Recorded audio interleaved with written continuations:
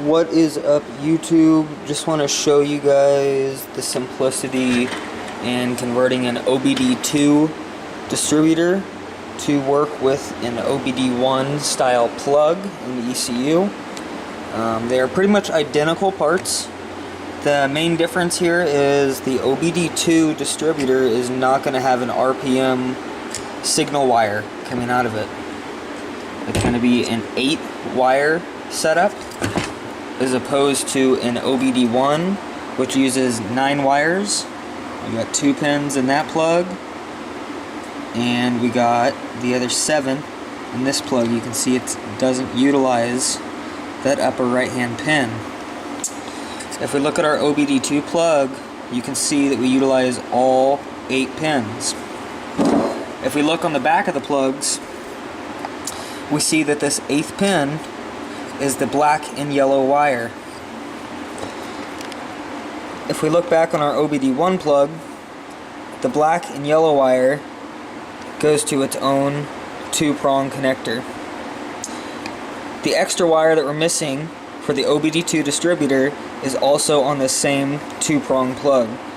It's this blue wire, and if we were to disassemble the distributor, you would find that that wire actually connects right here to this little tab. So if you were looking straight down in your distributor, bird's eye view, that's the tab, and it should be the only tab not used that we want to incorporate and use. You can either go ahead and disconnect the plug from the inside here with your factory wiring and plug that in to this distributor, or we can do what I'm going to do and simply add an extra wire and connector, and we're just going to notch the rubber and run it right back out. That'll leave us with this black and yellow wire that I've cut from the plug, and it will leave us with the extra RPM wire. With those 2 wires exposed, I'm going to simply cut and solder the old 2-prong connector to make this have an OBD1 appearance and plug and play.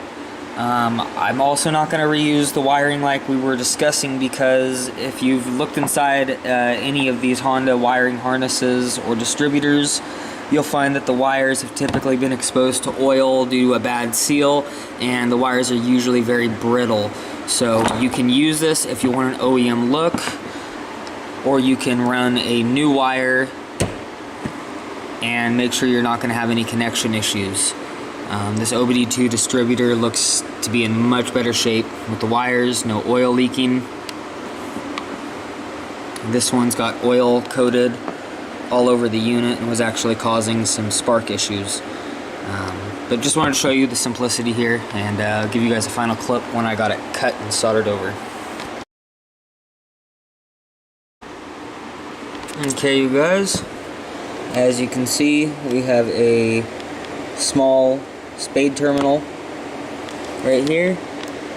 Fits completely fine over that little clip tab. I went ahead and crimped it into this connector. I've ran the wire up through these wires to avoid getting anywhere near the rotor assembly here. I simply lifted the O-ring up.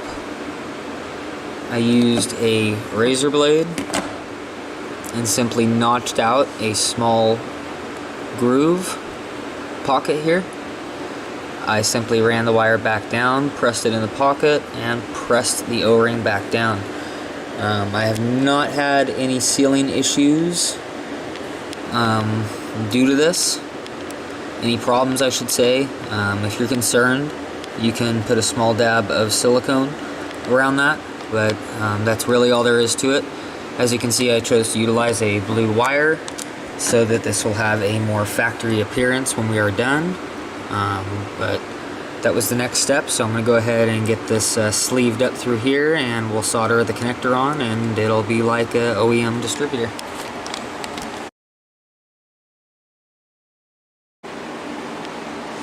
Okay, here is our finished product.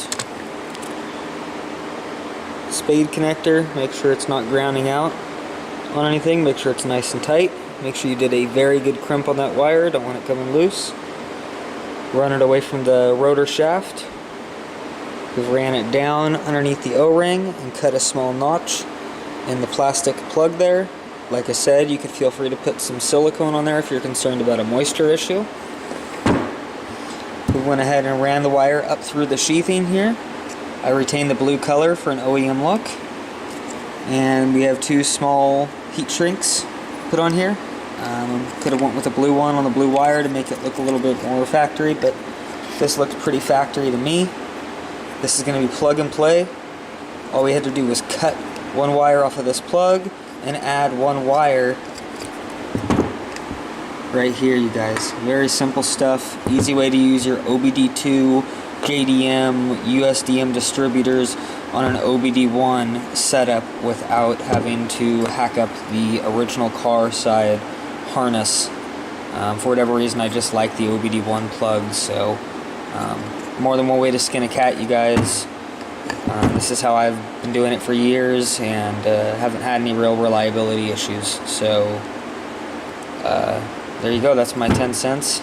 Make sure anytime we get these things apart, you get some sandpaper and at least clean up that rotor right here.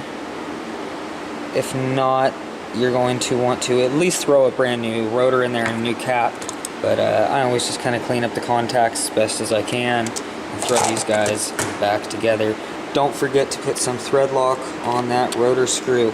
You're going to have a very bad time, especially if you have a Cadillac converter, when that rotor backs itself off. So, simple things to do. Good luck with your Honda builds.